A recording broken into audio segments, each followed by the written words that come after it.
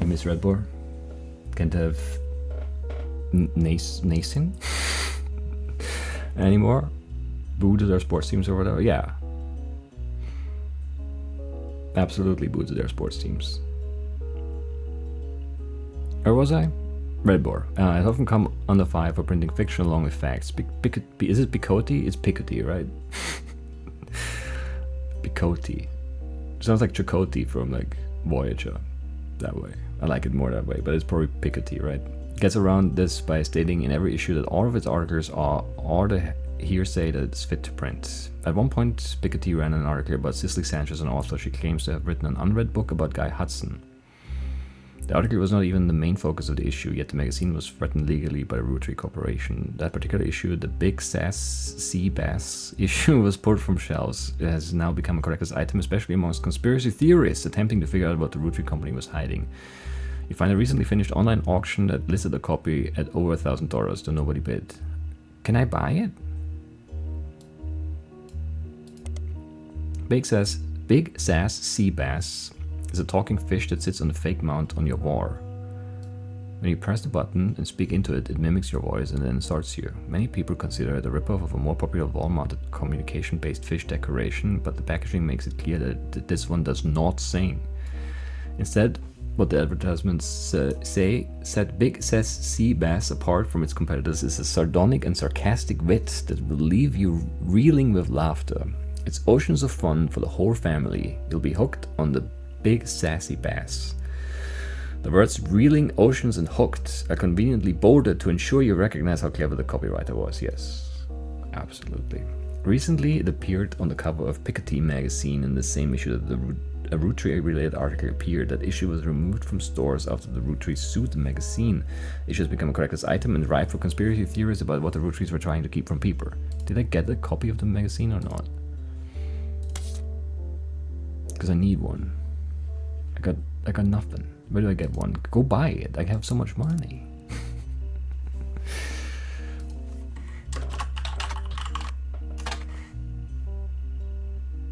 What?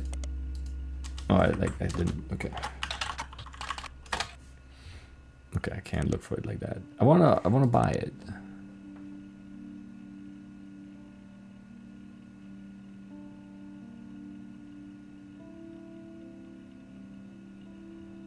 Anyway.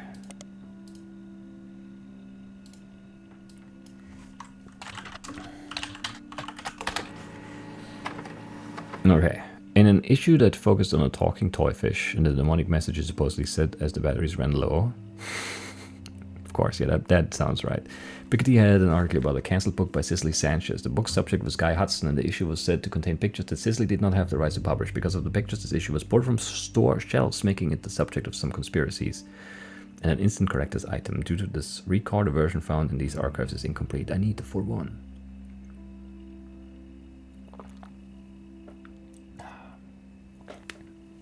Is Big Sass Sea Bass a red herring? Maybe.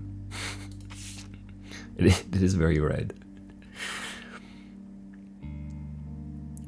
Basil Bub. Could this popular gift be filling homes with satanic messages? Yes, of course. Like if it repeats what you say, then it definitely could do that, but you'd have to, give it those messages first.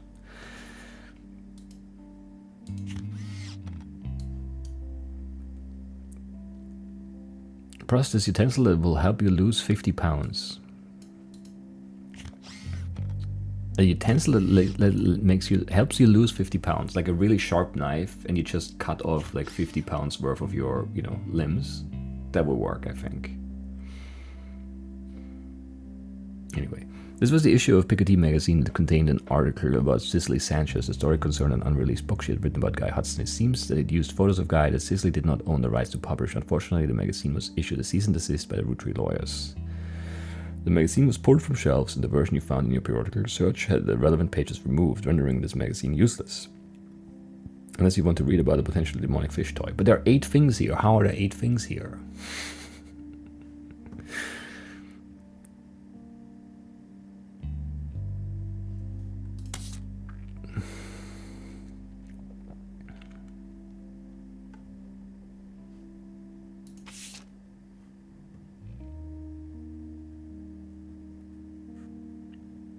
I don't know.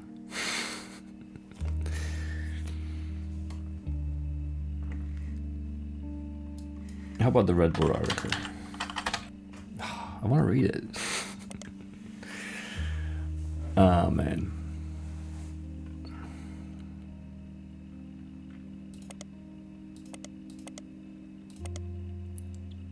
Where was I? Did we finish this article or this page?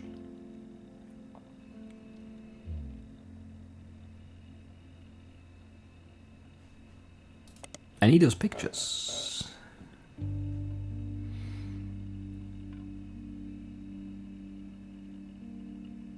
Can we not message this guy and like buy the book? Or the magazine, I mean.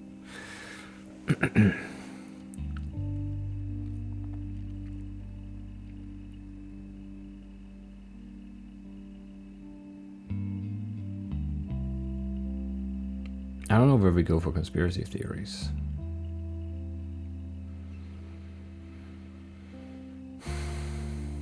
It drops your food when you lift it to your mouth. That would also work. For your utensil, it helps you lose weight.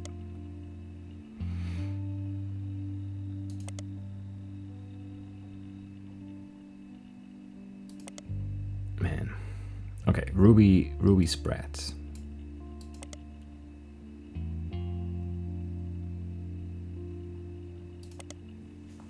In the Herald. Ruby Spratt graduated top of her class from the Mid-Eastern's legal college. Her valedictorian speech was somewhat controversial at the time, as it was quite serious, with a heavy focus on wealth inequality. This didn't go over well with the predominantly middle to upper class audience in attendance.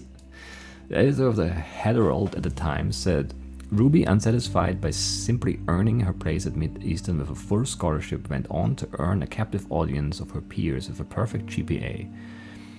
It felt like the ideal occasion for a celebration of an undoubtedly incredible individual. However, by the end of her speech, there were many in the audience that wished that neither of those events had transpired. It was a passionate attempt to use her soapbox to proselytize her fellow students and their parents into the religion of poverty, but unfortunately, judging by the silence, they remained unconverted.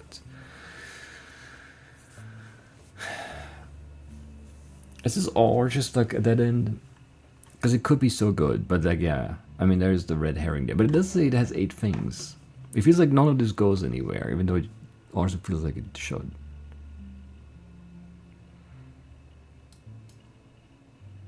She did live in Portland.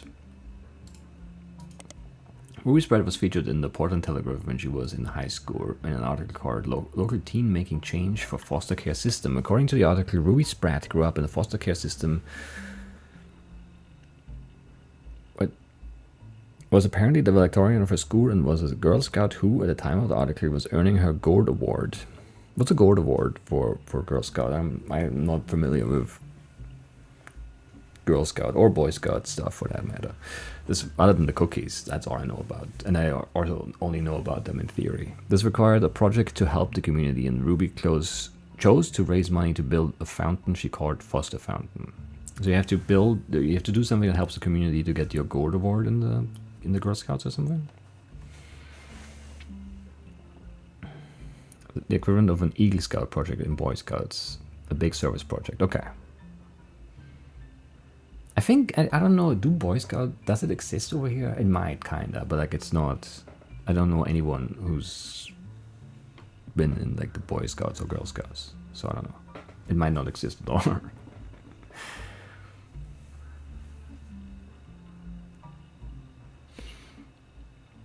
Anyway, the fountain has a few small pedestals that stick up high above the water. Okay. People are expected to toss coins into the fountain for good luck and will be encouraged to aim for the top of the pedestals. All the coins scraped from the bottom are slated to be donated to Portland's foster care system.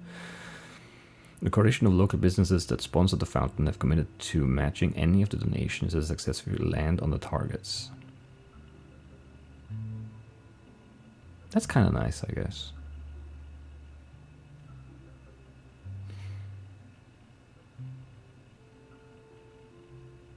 Sure, it's a good project. I like it.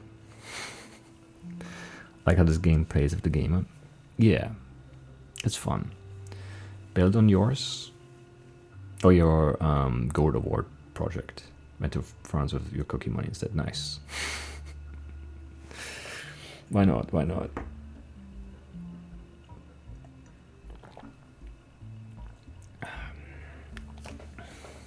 I mean, this is nice. I don't know that it does anything for us.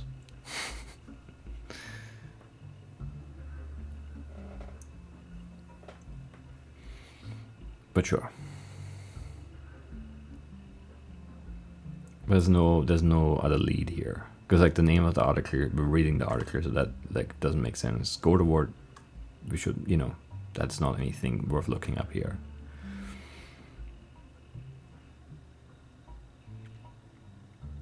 Yeah, got nothing.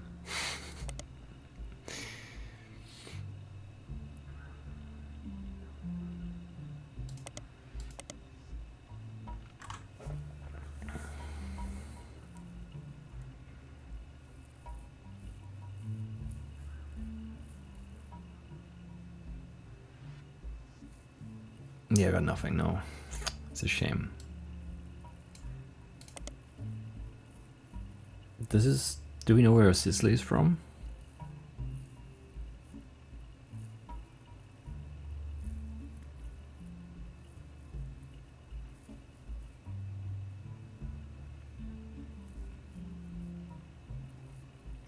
I don't think so.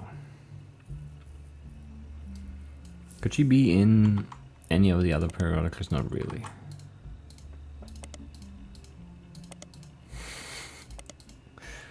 I mean, maybe. But probably not. Newstime briefly covered the lawsuit between Ruby Spread and Piketty magazine surrounding Cicely Sanchez. They said that Cicely didn't have the rights to redistribute the photos in the magazine of Guy Hudson. Piketty apparently announced that they would be porting their issue the following day, the moment that Ruby Legal Enterprises threatened them. This caused the issue to sell faster than any other in the magazine's history, though only for a day. Even people that would never have normally purchased it went out of their way to buy one just in case it would be worth something someday. It especially caught the eye of conspiracy theorists who assumed that anything worth suing over would have to be hiding something. An expert legal analyst from Newstime states that it was unlikely that Ruby could have had the story ported if it had gone to court, and Piketty likely got more eyes on it than it would have if the Roottrees just ignored the story. Not helpful. Not helpful. Are you also from Portland? No. Are you in the movies in the 50s? No. No, nothing. Okay. So we'd have to have, I don't know, we did have like a conspiracy theory website about the Roottree conspiracy, but I don't, how did we get there? I don't remember. But maybe we could find the pictures there.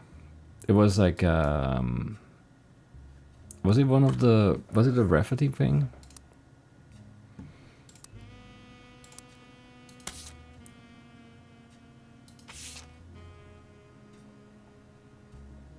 That's not the thing I wanted. I wanted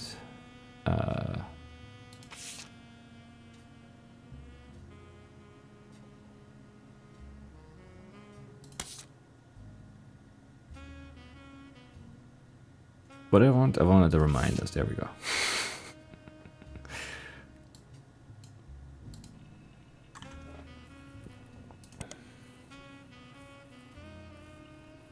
And that's how we got to. Yeah, maybe. I don't remember how we got to the...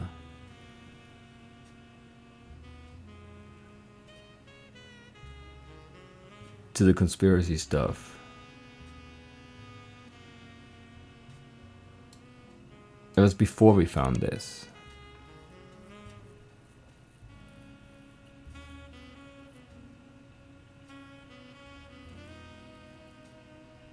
Roottree curse.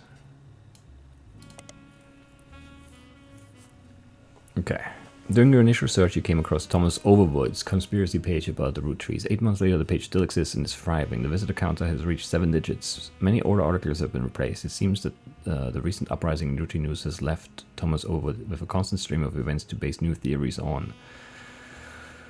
More than one of his theories involve Roottree deaths being faked. According to Overwood, statistically, when you have this many high-profile people who have died in a family, the odds are that one of them faked their death. It's just math. That's true. Absolutely, that makes sense. This newfound focus on death faking seems to coincide with a post mentioning that he's begun believing that the guy's not dead theory. In his own words, my eyes have been opened. All of this is beginning to make too much sense.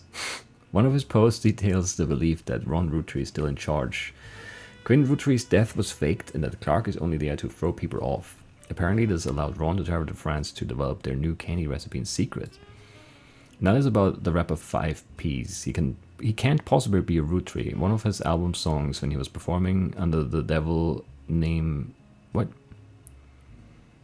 One of his first album songs when he was performing under the devil name actually mentioned that he wanted to have sex with Raina. Yes, we've been over that though. Not even Sam Madsen is spared. According to Overwood, the author of Six Pieces isn't real. Sam Madsen is an anagram for Am Madness. It is. They're purposely leaving hints for us. It's true. So true. He claims that by using Six Pieces with Lauren Rootree's book as a one-time pad, he has begun to decrypt the cipher. Okay. Most of the cipher has seemed meaningless. But he managed to pick out the words peeper and vastness and is working on figuring out what it means. Sure. There's also a request at the bottom. Next year, 2000, is a leap year. Was it? Wasn't 2000 skipped or something?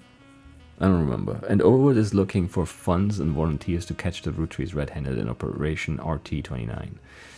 He specifically mentions not to volunteer if you've ever drunk spirit cola, but doesn't go into why. There's so much good stuff here. Alright, let's look at the guy's not dead theory, maybe. The guy's not dead conspiracy stems from a website that focuses on clues that the Rootrees have supposedly hit all over the place. This includes on candy wrappers, in print advertisements, in television commercials, in their jingles, etc. The story, according to the website, is that Guy Hudson was a terrible president of the Roottree Company and introduced multiple failed products. Something needed to be done that would put the company immediately and instantly back in the favor of consumers. So they killed off Guy Hudson and replaced him with a new president.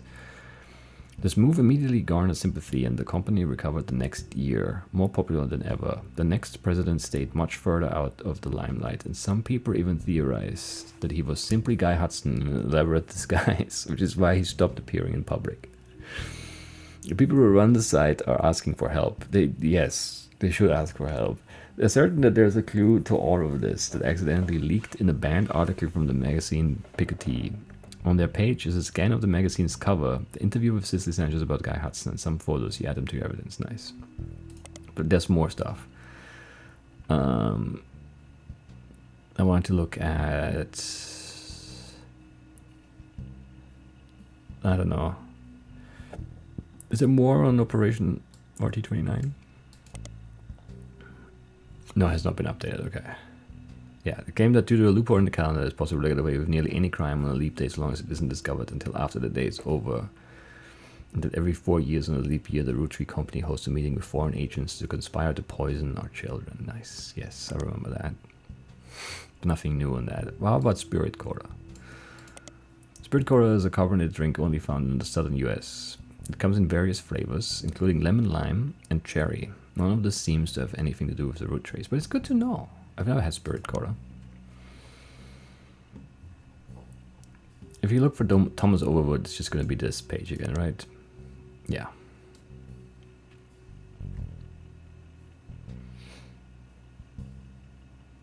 Yeah, alright. Pretty good.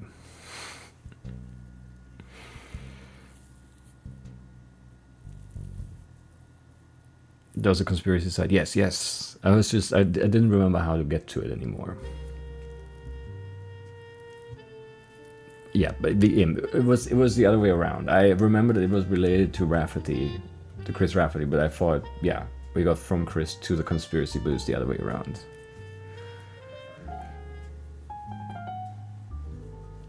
Anyway. What do we have now? We have page 1.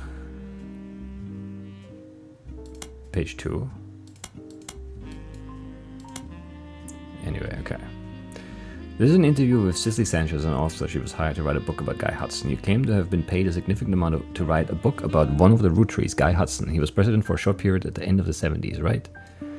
Yeah, I met him on New Year's Eve, actually, the last night of 1978. Guy liked to throw big parties. I was just coming off of Changed Man and looking for my next project. When his wife learned who I was, she invited me to the party and they cornered me to talk about a book. That was the first time anyone recognized me from my work. I had finally made it.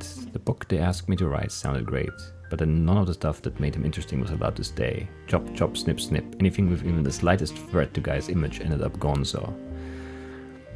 What was the stuff that made him interesting? At his core, Guy was not complicated.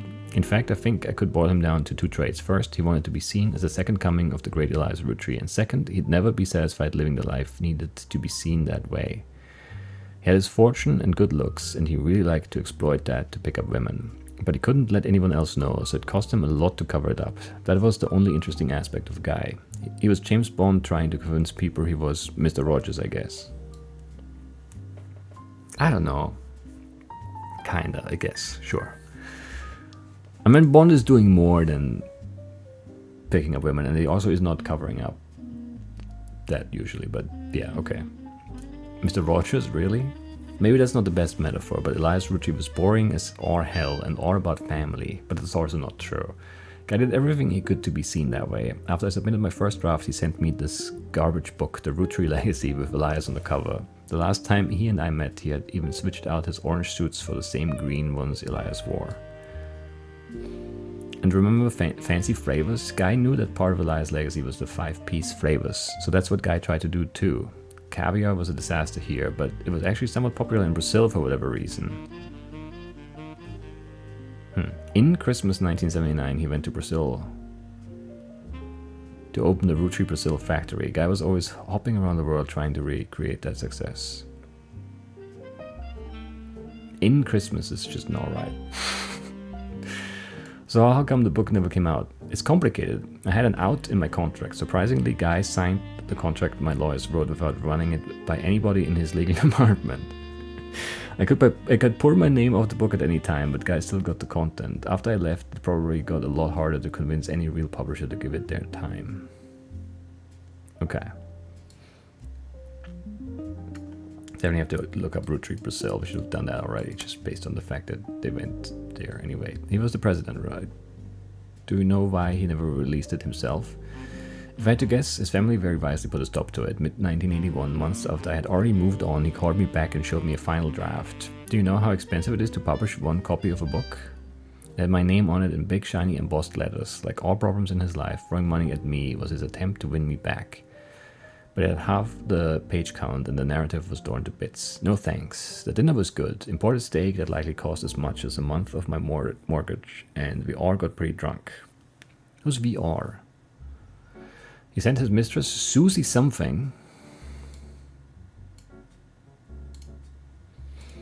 into the bathroom to proposition me. Poor girl. I remembered her from our trips overseas. She was too good for him. Anyways, he died soon after, and that was the last it ever came up.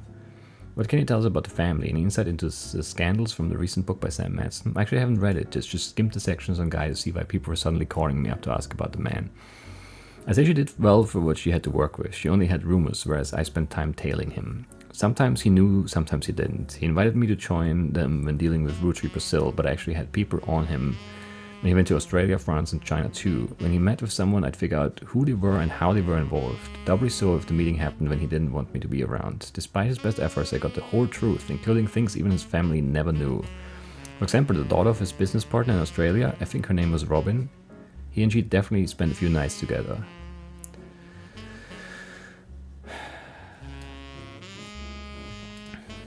Stupid guy. They didn't want his family to know about, but I did. Madsen got things wrong. Sam mentions Guy's affairs and treats them like most people would logically think to treat them, like the infidelity was a problem for Patricia. When his wife first approached me, though, it wasn't to talk, if you get my meaning. On paper and in public, it was a marriage like any other, but in reality it was more of a mutually beneficial arrangement. They both got what they wanted out of it, the same thing. What was that? I'm assuming I only have to spell it out so you can get it in writing for your readers. Women. Patricia enjoyed the company of women, and the swinger scene made that more accessible. I told her I wasn't interested in her and Guy. I found out later that if I had said yes, her next question would have been whether or not her husband actually had to be there too. Guy, on the other hand, was seen in a traditional marriage and at the same time could bed any women that found him charming. I can assure you that was exactly the type of marriage he was interested in. Okay.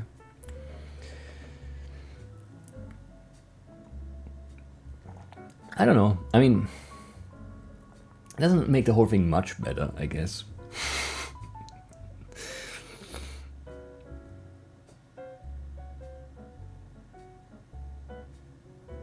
But it's definitely a new angle on things. Anyway.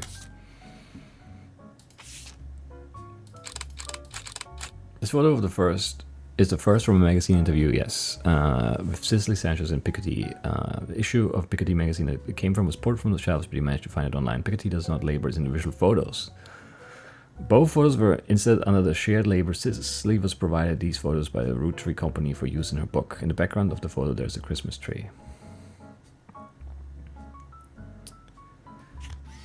Yeah.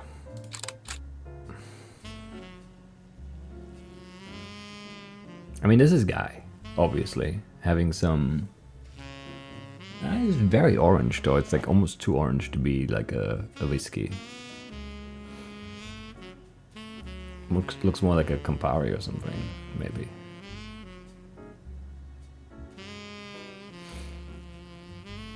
Manhattan, could be a Manhattan.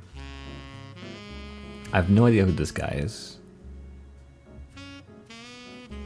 I don't remember what the wife actually looks like. This could be the wife, but probably isn't. And I don't know. I have no idea who that is either. Nice. And then again, we have Guy and like another guy. And he can't take the picture of Elias. And then someone else. Some business deal, but I don't know. Is this... But it wouldn't be... I don't know. That's the same guy, right?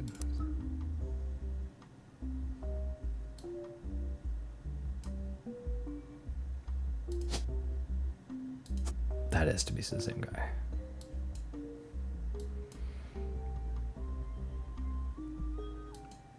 So that puts the timeline... Young Guy, maybe? And then Zack is still president, maybe? What happened with Zack again?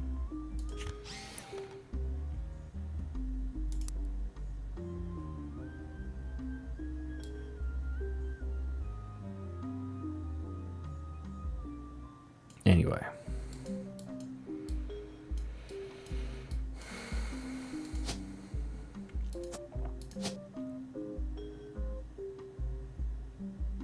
Who's this guy again? I don't remember where we found him. Whatever, I'll figure it out again, it's fine. Okay, so. We have photos. Right, I want to... Do we have a picture of the wife, actually? No.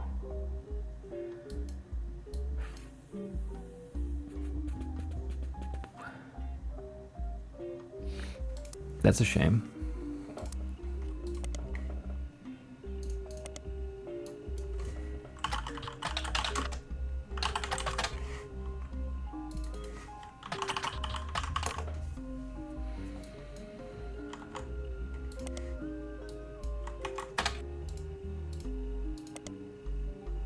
Not a Roottree. Hudson. I don't know why. I don't know. I'm just thinking Roottrees because you know that's what the game is about. Anyway.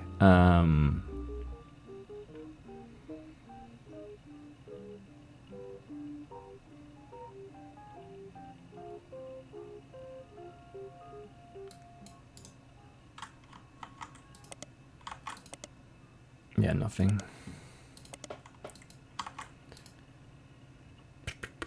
there any way we could find out what you looked like? Just so we can rule out that you're in one of the pictures. I guess we have the picture as evidence and like the wife doesn't show up here. And we can't add the picture here. So I guess that's proof that that's not her, but that is kind of, I don't like that. Because it's just, I don't actually know that. I just know it because of the interface, the user interface. Anyway.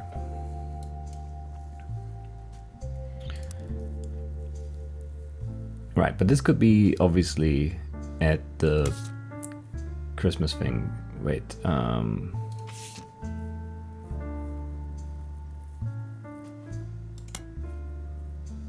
New Year's Eve.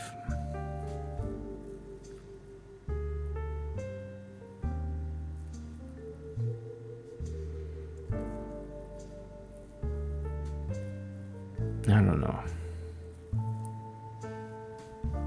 I mean, New Year's Eve there could still be a Christmas tree in the background. And that could be 78 then, when she was there actually and met him.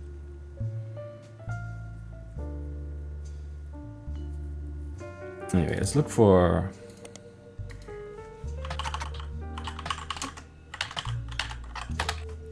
Roottrees Brazil, sometimes erroneously referred to as Roottrees Brazil, is one of the companies created to manufacture and distribute Roottrees candy developed as part of the Roottree Everywhere initiative. Near the beginning of '79, unlike some of the other Roottree Everywhere resorts, Roottrees Brazil seems to be a success. You do some rough translating, you speak Portuguese, and find a significant amount of information about it. Brazil was the only region in which caviar flavored 5 pieces, released at the end of '78, were a hit. The primary reason that the factory still exists to this day is solely to create that flavor, which comes in its own standalone 5 pieces bag with Portuguese writing. A small town named Arvalagos, near the municipality of São Bernardo do Campo, became the location chosen by the Roottree Candy Company after a newly elected local politician named Edson Soares heard that they were planning a new factory and petitioned them in early '79. I have to look him up for sure. The factory was controversial as locals did not want it there. The Rootrees visited Brazil around Christmas and managed to break ground on the project. Since then, however, it has been operating relatively smoothly except for 2 incidents. The first was Incêndio do Bordo in 1982 and the second was an unsuccessful strike in 1995 that involved all of the factory workers being replaced. Good, yeah, not good. Not nice. Not a nice boss, anyway. The factory was originally built and run according to paperwork at the time by a small company called Nova Corporação de Doces Brasil, which literally translates to New Brazil Candy Corporation. Sure. I mean, it literally translates to New Corporation of Sweets Brazil, but or of candy probably then, but it's fine. This company no longer exists, not much information has ever existed about it, and the Rootrees now run Roottrees Brazil entirely. Alright, lots of stuff. Let's start with Roottree Everywhere. Roottree Everywhere was an expansion in the late 1970s and coincided with some other large changes of the company and had mixed success. As far as you can tell, the different companies related to it were all formed in very different and sometimes haphazard ways. There's minimal organized information about the history of the expansion itself online, but you can glean the following. Roottree candy had been distributed globally to certain markets approved by Elias as early as the 1940s. This included places like Canada, Mexico, not anymore, probably. They don't want it anymore. Too expensive with the tariffs and all, you know. And select countries in Europe, mostly the UK. It makes sense. Roottree Everywhere involved Rootree's expansion to other major markets that were assessed to be ready for Roottree. This started with 4 that it had no share in: Australia, Brazil, China, and France. Each of the countries that had an entirely new company formed, mostly by making deals with local distributors and manufacturers. Roottree Aus, Roottree Brazil, China Roottree, Roottree France. Okay. Roottree Oz is one of the companies created to manufacture and distribute Roottree candy. Was developed as part of the Roottree Everywhere initiative in summer 1979. According to a history website for Roottree Oz, Charles Martin, who owned a company that manufactured licorice in Australia, was tapped to run the Roottree factory after he impressed the American leadership of the Roottree candy company at the time. Or maybe it was his daughter that impressed leadership of the Roottree candy company at the time. Anyway, Roottree Oz did have some success, but only in certain regions. The manufacturing leg of the company shuttered in 1992 after the death of Martin, and Roottree Oz now serves as an importer and distributor. Charles Martin was a candy manufacturer in Australia born in 1923. He had a popular brand of licorice called Martin's Licorice Bullets. Most of his history is unrelated to the Roottree. However, in 1979 he helped to develop Roottree Oz. He used his own wealth to build a new factory, and they distributed the maple treats for the same methods he had already been using for his previous candy venture. A website about Australian commerce mentions that he had a very unusual business agreement with the main Roottree company in the US. Much like how the Cancer Trust distributed the profits from the Roottree company evenly to the Roottree family, the profits of the Roottree Oz would be split 50-50 between the American Roottree company and Martin himself, for him to do with what he wishes. Yeah, that's usually that's how it works. Like when you get money, you can do what you want with that. Anyway, this made Martin very, very wealthy, but also led to many cost-cutting measures meant to increase profits as much as possible, especially towards the end of Martin's life in the early 1990s. Roottree candy gained a poor reputation in Australia, and sales suffered immensely. Charles' vast fortune was passed along to his daughter, Robin Martin, who sold both businesses at first opportunity. Robin Martin is featured in many of the top 100 wealthiest women in the world lists. She owns a private island off the coast of Australia, where she reportedly has her own exclusive retreat. She has no husband, and there was a widely circulated rumor somewhere in the mid-70s that she had a medical procedure to ensure she never would have children. You find a joke on a site called Edgy Jokes that implies she's quite promiscuous and has a punchline involving Robin's eggs. Sure. For what it's worth, Martin seemed to lean into the rumors. In the 80s, she once showed up at a charity function with 3 very attractive men, each wearing a shirt that said simply "satisfied partner" on it. Okay, probably not any children there then.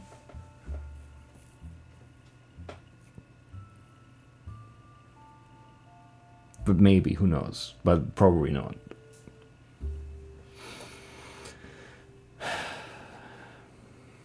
That's a shame.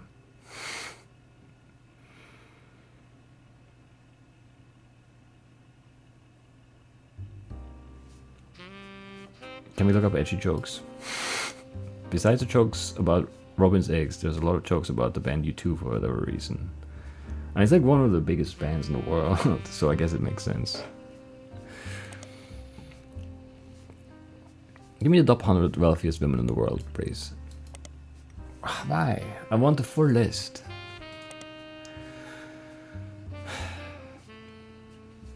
So that might be a dead end then. China Roottree. China Roottree is one of the companies created to manufacture and distribute Roottree candy. It was as part of the Roottree Everywhere initiative in summer of '79. During the late 70s, China began to go through a period of economic reform. This led to new opportunities for American companies, and the Roottree Candy Company decided to pounce. Lang Hongbo, who was said to personally win over the Roottree family and was the owner of multiple textile factories, did not wish to import the ingredients and build a special factory to manufacture the candy in China. So instead, they made a deal to import bulk unpackaged Roottree candy and label it for not only China but additional markets. Hongbo, who was already in his mid-50s when the deal happened, only had daughters, and his brother, I can't talk anymore, his brother Lang Hongyu took control upon his death in 86. After Hongyu died in 92, it passed to the oldest child from the next generation, Lang Xingyu. Man. Lang Xingyu, in China, the family name comes first, yes. So Lang is her last name. Could also be a German name. Lang. You know. It's like long. It's a businesswoman, which is also like at least, I don't know how common, but it's definitely also a name in English. It's a businesswoman currently running the Langtai Textile Company. She was recently listed in an article on a website written by and for women. She was recently listed in an article on a website written by and for women. The website is by and for women. The article, entitled Empowered, is about the recent rise, I can't talk, of women and entrepreneurs in China. The article states that due to her lack of brothers, she has a younger sister. Lang Xingyu took over as CEO of her family's company in 1992 after her elderly uncle was deemed unfit to run the company due to mental deterioration. Yeah, that's also why I can't read anymore today. Mental deterioration. This was apparently an extremely controversial move amongst the company's employees, and some of them, the article does not state how many, quit and wrote a letter stating that she must have coerced him in his vulnerable state.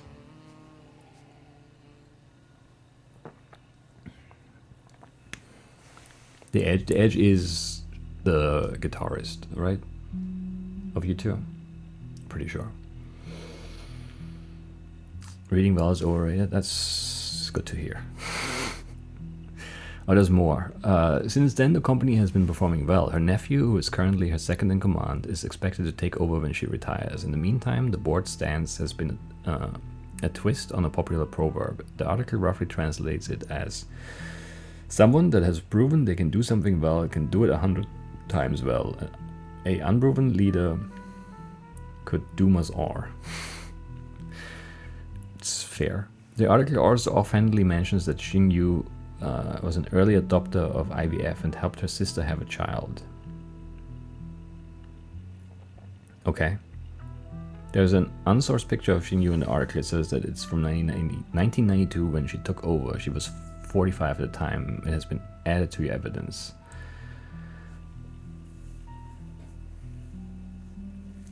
"45 in 92. That's too old to be Guy's child, for sure.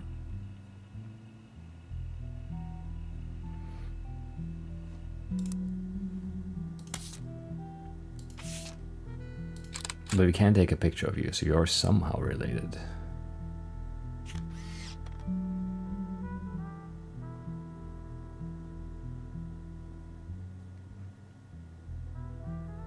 That's weird.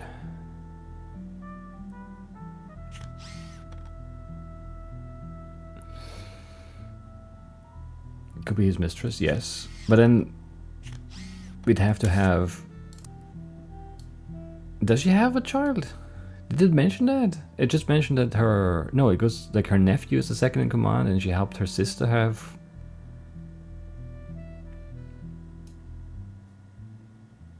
a kid or something?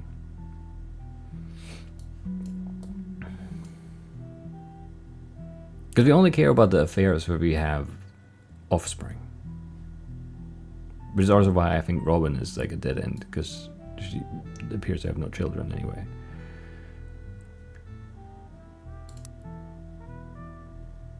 Where was I? Photo of Lang Xingyu from a recent article about the growth of female entrepreneurs in China. She runs a business with many textile factories. Some manufacture packaging for American products. Right, where was I reading? Here. Have the sister have a child?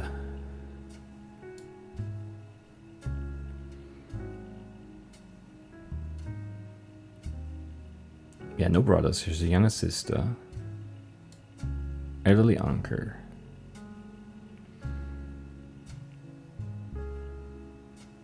Interesting.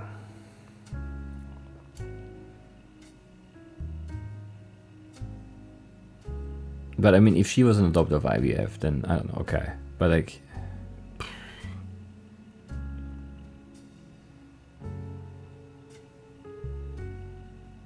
I don't know. Seems weird to be like the, you know...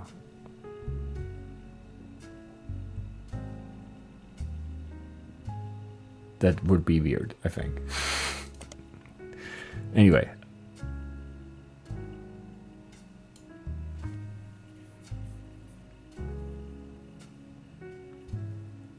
I don't know where we find more about this. We don't have any Chinese like newspapers. Can we look up Lang Hongbo?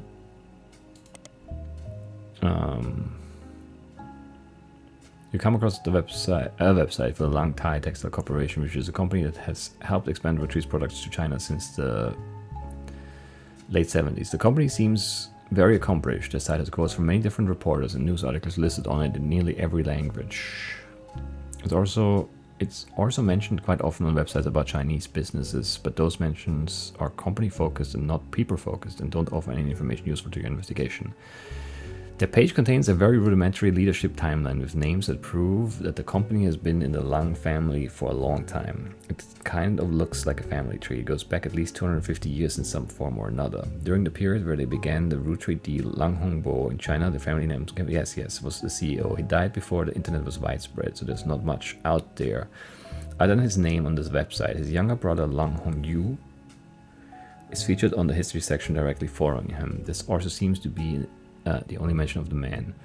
The current CEO is a woman listed as simply Xingyu. The site doesn't list her last name, though she does appear in the family tree below Hongbo.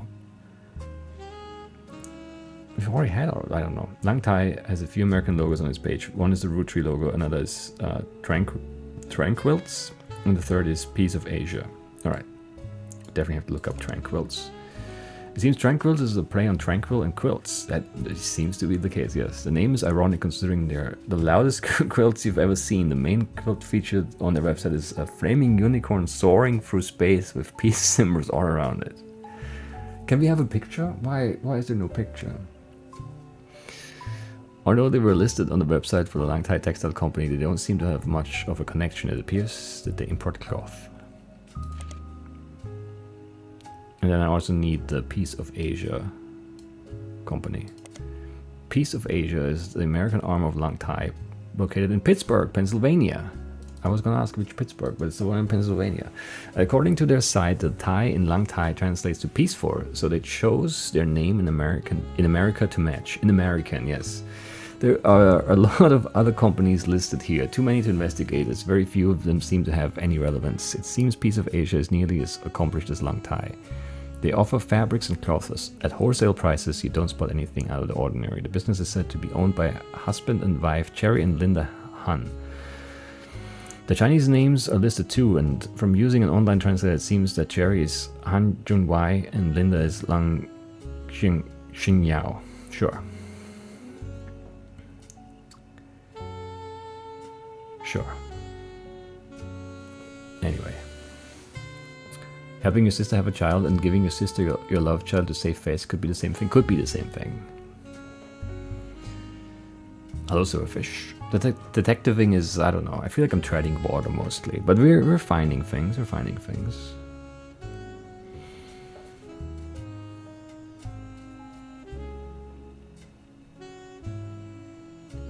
It's been a date, but tomorrow is a new one. Is that a threat? I don't know, I can't help but feel like that sounds kind of threatening.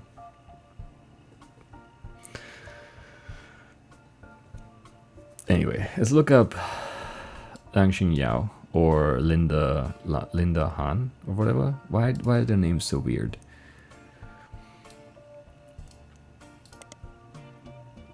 No, yeah, that's useless.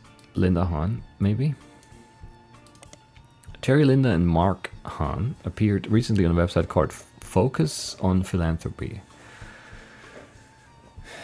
Under the headline, Hanging with the Hans. The Hans were chosen because they donate significantly to causes that further Chinese-American culture. Terry and Linda were both born in China and fell in love during college. Where did they go to college? Is there also like a Mid-East university or something? Linda's father led a large company. This article never names it. After it expanded to the US, Linda's father approved their marriage so long as Jerry took over the US portion of the business. Linda jokes that the entire situation is like something out of an Alanis Morissette song, with how ironic it all ended up. So it's not at all ironic then? I don't know. I was absolutely terrified to move to the United States, but my big sister was desperately in love with the idea. But was it the idea she was in love with, or was it a guy? She used to have this Butch Cassidy poster on her wall and was obsessed with Robert Redford, who kind of looks a bit like Guy Hudson, right? But somehow Jerry and I were the ones sent here, and now we couldn't possibly imagine going back. When we had Mark, we never even considered giving him a traditional name. Meanwhile, my sister stayed in China and has thrived there. She doesn't even like visiting the US anymore. Our kids are complete opposite though. Mark couldn't wait to travel abroad as soon as he was old enough. He's actually in business school in China now, working with my sister. Our niece, who grew up there, was the opposite. She couldn't wait to get here. She started calling herself Lucy Lang in high school and flew out here as soon as she graduated. The name change apparently drove my sister absolutely loco. I like it. Some Spanish in there too, why not? This is weird. Okay, Lucy Lang. It's not exactly a common name, but it's not the most uncommon you've come across either, yeah. There are a few that come up with any searchable details, so it might be possible to narrow down your possibilities. Lucy Lang is mentioned on the robotics website as part of Team Talon-Claw. Talon-Claw? I don't know. Team Talon-Claw are one of only 2 teams from the US participating on a new robot-based show in the UK. Nice. Another Lucy Lang is part of a small women's a cappella group in Los Angeles called the Chin and Tonics. I hate it, I think. A third Lucy Lang works in New York for a business called Corporate Synergetic Solutions Unlimited.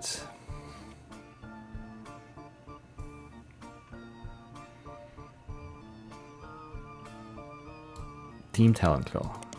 Team Talon-Claw is a robotics club of Mid-Eastern University. It's Mid-Eastern again, wait.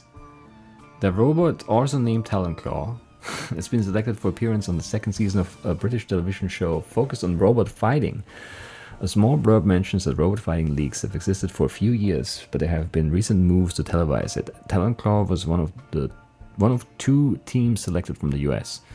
The Robotics Club has a text-only site you can find linked from the university's students section. The site seems like it's used mostly to announce the schedule to its members. The club is supposed to meet every Tuesday and Thursday, but the last 8 dates have all been cancelled because a few members of the team are currently in the UK filming. Another date from a few weeks back was cancelled for an interview with the Scour's newspaper. Yeah, we're looking at that. I was already thinking about that. At the bottom, traveling members of Talon-Claw are listed as Team Captain, I don't know, Yaya Patel? Chaya? I don't know. And supporting members Lucy Lang and Kurt Hauser. Alright.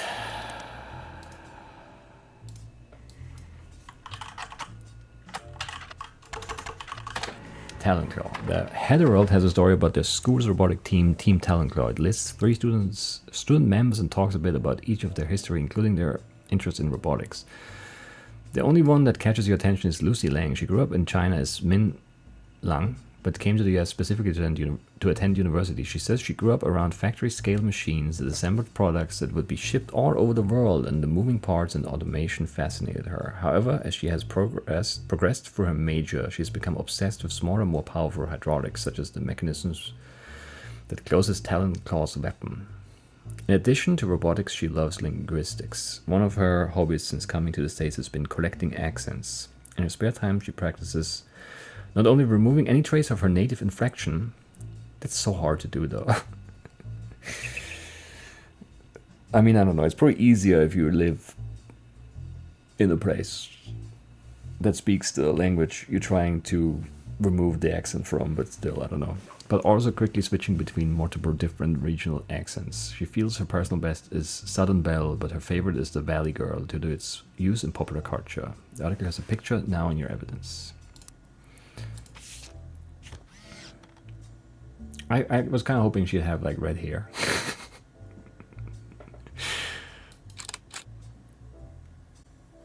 But no,